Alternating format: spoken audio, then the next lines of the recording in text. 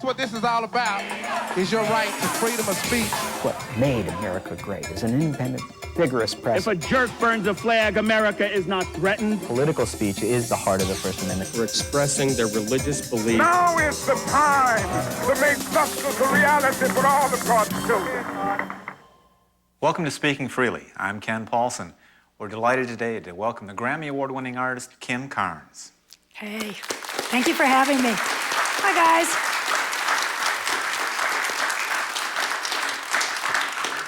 You know, Kim, this show is about free expression in America and how important it is to honor the First Amendment. I've got a bone to pick with you. Oh, no. Going back to the earliest days of your career, you appeared in a film. Come On, Let's Live a Little. I'm going to kill you right now at the start of the show. That's right. First threat today. But that's freedom of speech as well, so that's okay. I want to share this. I want to share this synopsis with the audience. This is a movie starring Bobby V, who some of you will remember. The school rebel uses the folk singer to entice students into attending his rally on free speech. But then the folk singer rallies back and punches the radical who supported free speech in the nose. He then allows the dean to tell the student body the reasons why they don't need radical ideas like freedom of speech. Things have changed. What a subversive movie that was. And it didn't take. In 1967, nobody watched the movie and no one took that message, and that's probably a good thing. Fortunately, yeah, a good thing. Yeah, for a lot of reasons. Oh, you were very young at the time and just beginning your career. First acting job, last acting job. I definitely realized it was not for me. Well, things got a whole lot better for you. Yeah, they did. You got into music in a very big way. I wonder if you could talk a little bit about your first efforts to get into the music business.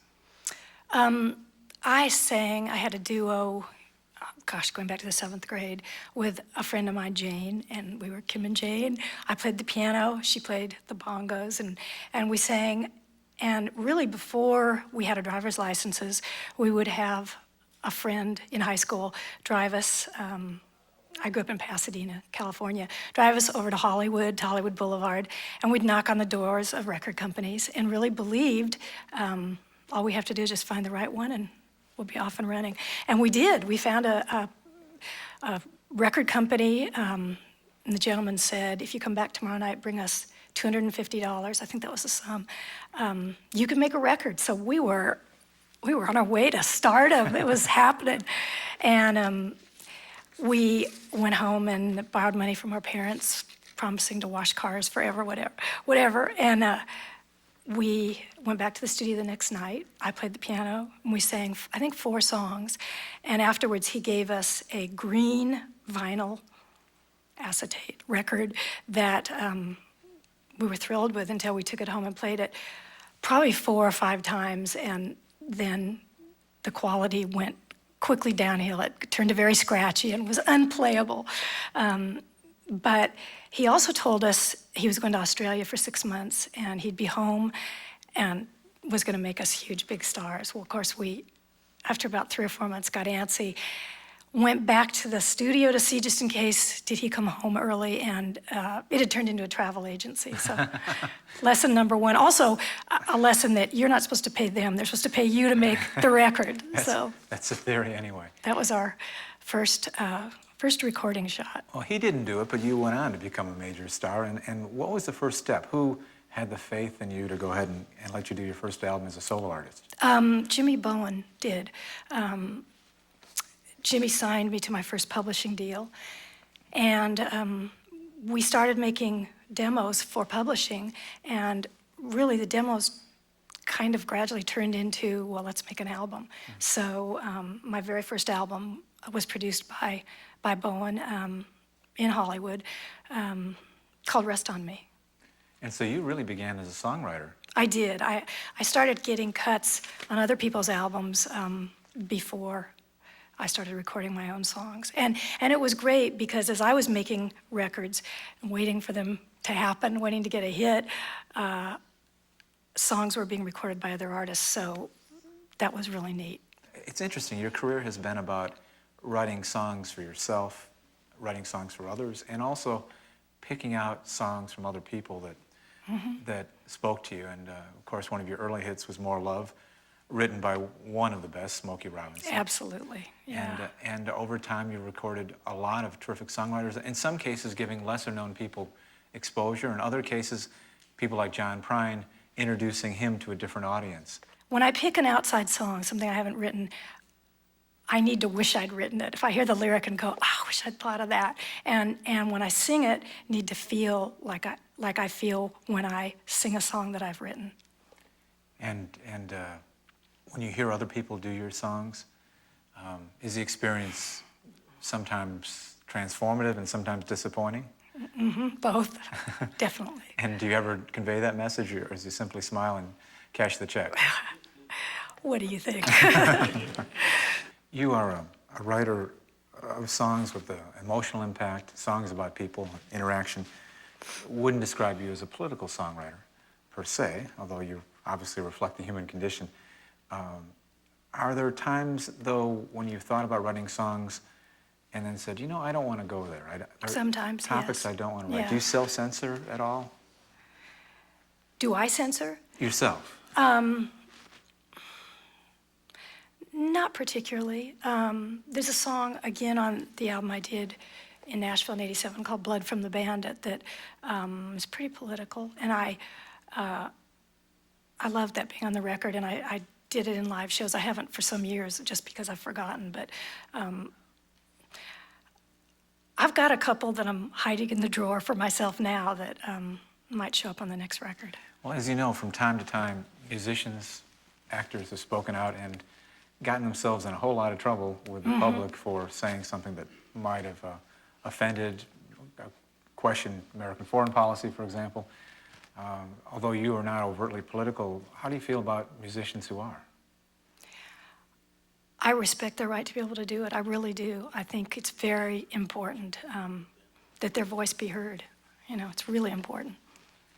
In your own career, have there been any occasions where things you've written have run smack dab into a wall, or where people have said you shouldn't do that, or the video shouldn't portray something? Yeah, definitely. I've had some songs I've written that people at my record company didn't want to be on the album. I had a video off my Voyeur album, was the title cut, Voyeur, and MTV, I think, had been in existence maybe a year and a half, and it was very different then as far as what they show now. And Voyeur, they would only show at night, like after a certain time. There was a little bit of a violent scene in the video, and by today's standards, it would be nothing. But back then, imagine MTV censoring something. I mean, but they did. Now, Europe didn't. It was played all over Europe, but here it was censored. Of course, this came at a time when you had a lot of artistic clout, coming off one of the biggest records in rock and roll history. I wonder if you could talk a little bit about the evolution of Bette Davis' Eyes. I happened to hear that song on a Jackie DeShannon album, probably 75 or 76. Jackie was actually a guest on the show not long ago and talked about the first time she heard your recording of it. And speaking of transformative, I mean, it was dramatically different, powerful, and it was really different. A huge record. How do you take a song that is certainly pleasant, but not the record you put out, and make it something that becomes one of the biggest selling records in history? Well, when I heard her version, which was presented to me as a demo, I just fell in love with the lyrics. I loved the whole idea of the song, but knew I had to come up with a different musical treatment, a different arrangement. And at that time, I had a very incredibly tight, wonderful band together, and we recorded every album live. We would go rehearse, like for a show, until we got the arrangement just right, and then go in, cut in the studio, and no overdubs. So we worked on Bette Davis' Eyes about 3 days, and it went through every tempo, every feel imaginable until Bill Como, my keyboard player at that time, came up with the magic sound on the keyboard. It was, the keyboard was called a Prophet, and we knew immediately that was the lick, that was the sound, and everybody just fell into place after that, knew exactly what should be played. And we went and recorded it the next day, second take. was the record, and what ended up being the actual record and on the radio was even a rough mix. Before going on Christmas holiday, I said, well, I can't go home without having a copy of this to listen to. So they just quickly put it up on the board and said, here's a rough, and we never could beat it.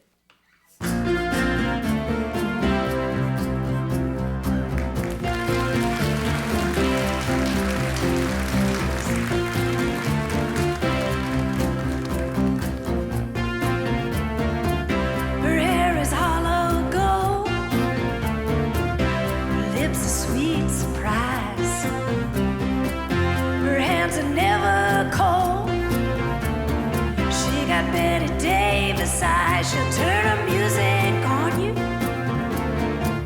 You won't have to think twice. She's pure as New York snow. She got Bette Davis eyes.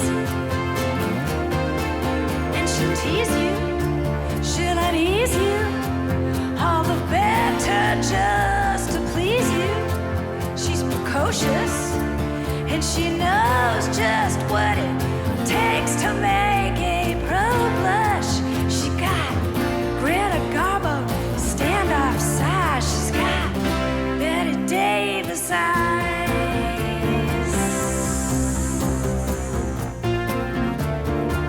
She'll let you take her home. It whets her appetite. Come on, help us.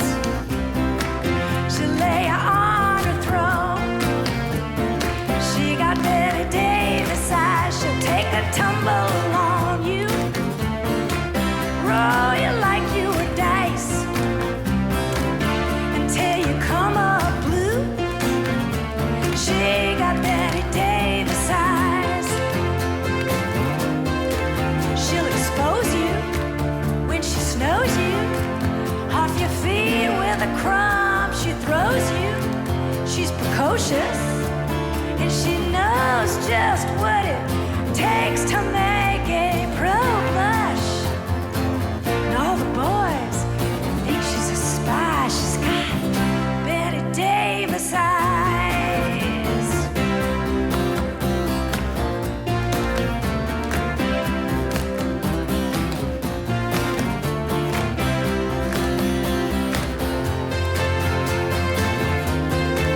She'll tease you, she'll unease you, all the better just to please you.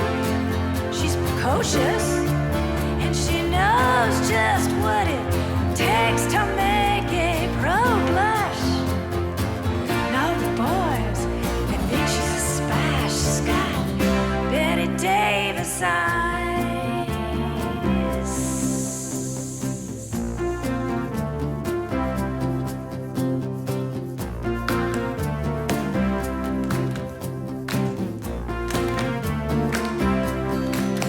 She'll tease you,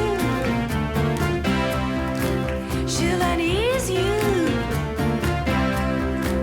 just to please you.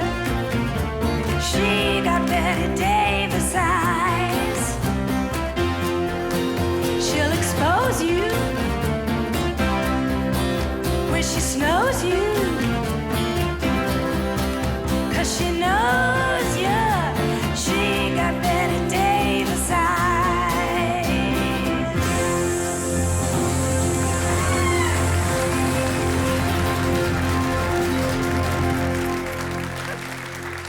We had Art Garfunkel on the show not long ago, and I asked him, did you think you'd be singing Bridge Over Troubled Waters for the rest of your career? And he said, no, not really. He was proud of the song, but I don't think he saw it as the anthem it was about to be. Same question for you on Bette Davis Eyes. Did you know it was going to be a song that would be with you forever? We did. Right after we recorded it, we just knew, the whole band, we all had this great feeling, how special it was, and it was just unique sounding.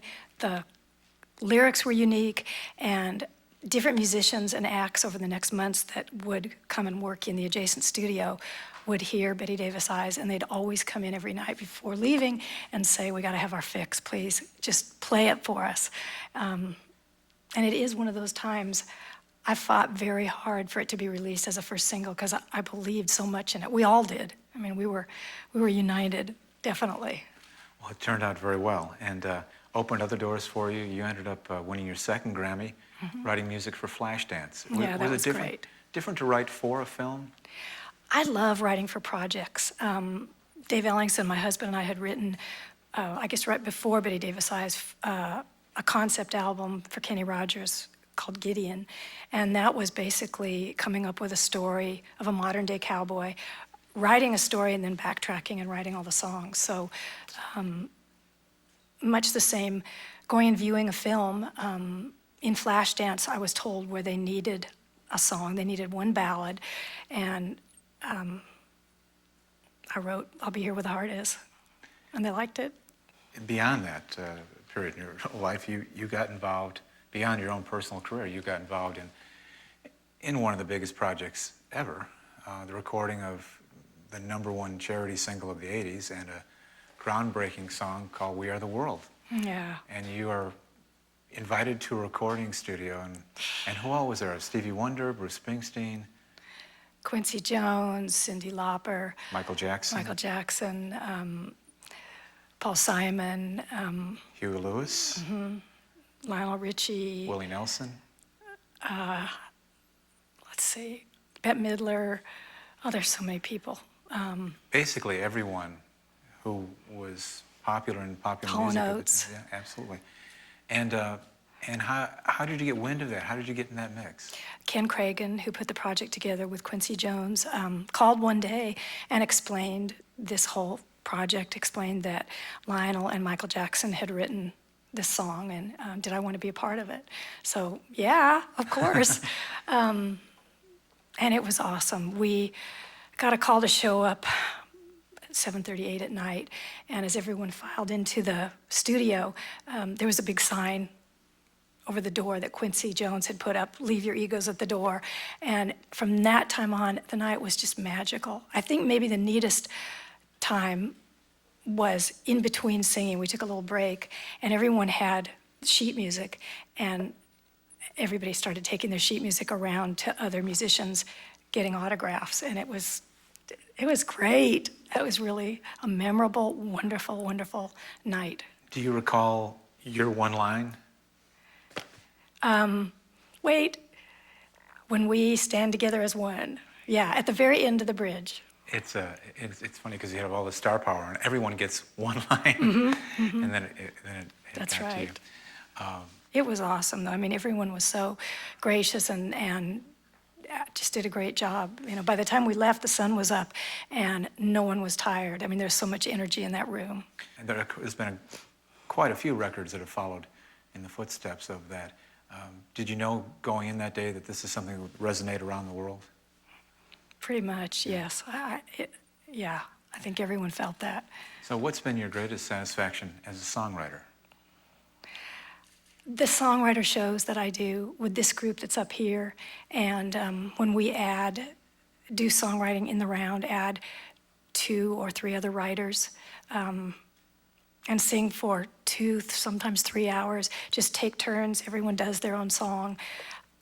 Those nights are so gratifying. I just love them. I'm in awe of everybody up here, and by far, those are the best times. Let's give the audience a taste of what you're talking about. Oh, yeah.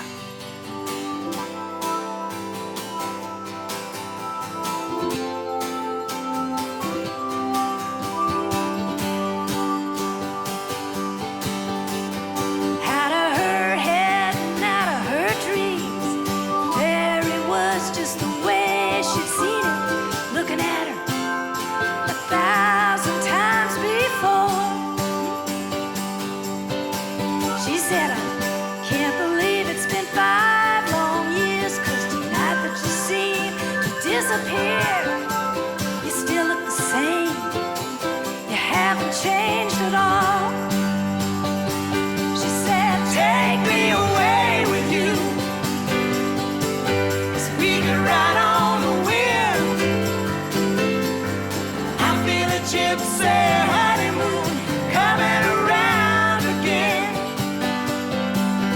Throw the car in gear, put the zoom on the left.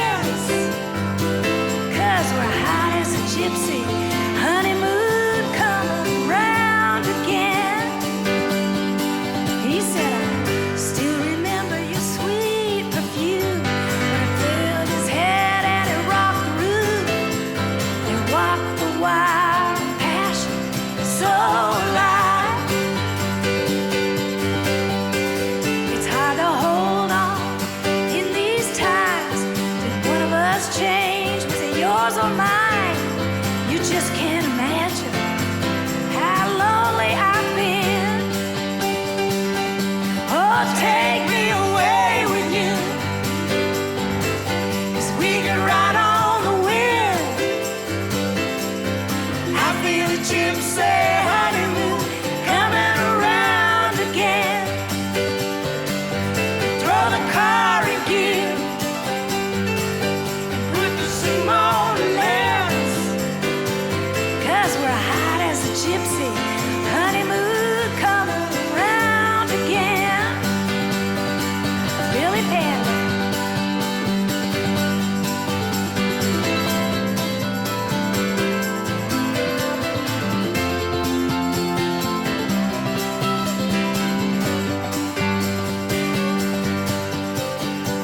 We chase our hearts like open fires, and we give ourselves to old desires. Surrender sweet, and here we go again. Oh, take me away with you, 'cause we can ride on the wind. I feel a gypsy honeymoon coming around again. Throw the car in gear, put the zoom on the lens, 'cause we're hot as a gypsy honeymoon coming around again. So take me away with you, 'cause we can ride on the wind. I feel a gypsy honeymoon coming around again. Yeah, yeah. Throw the car in gear, put the zoom on the lens, 'cause the wild, wild horses are running again. Take me away with you.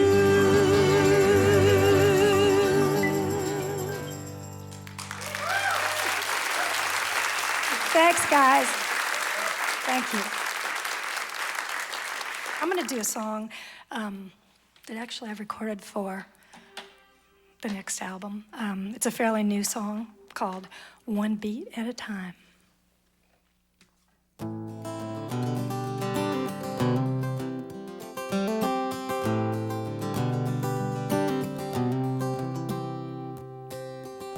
No sad songs,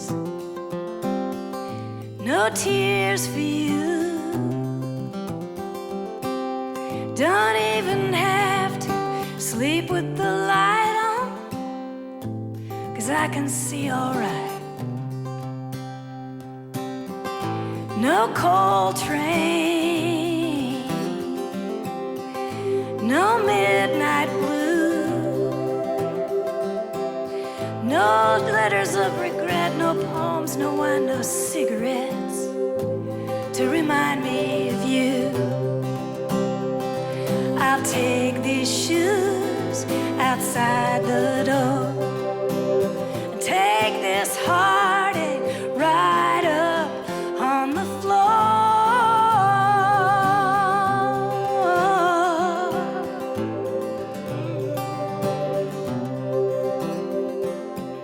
I'm dancing, twirling all by myself.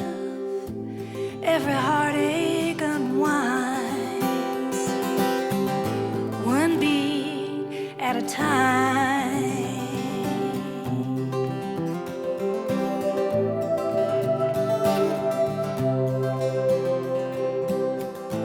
I'm rising high as the sky. I wanna trust someone, let my hair fall down in the fading sun. Won't let tonight pass me by. I'll take this pain behind the door, take this heartache right out on the floor.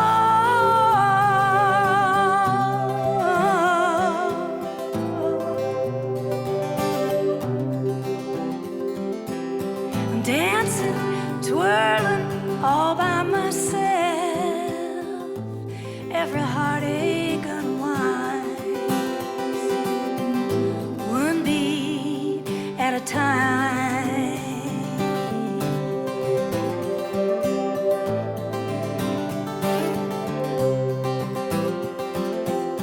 dancing, twirling all by myself. Every heartache unwinds, one beat at a time.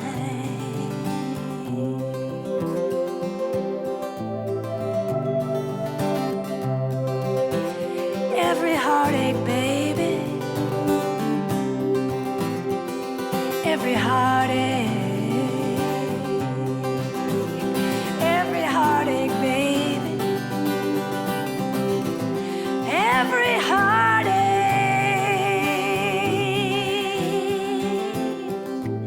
every heartache unwinds, one beat at a time.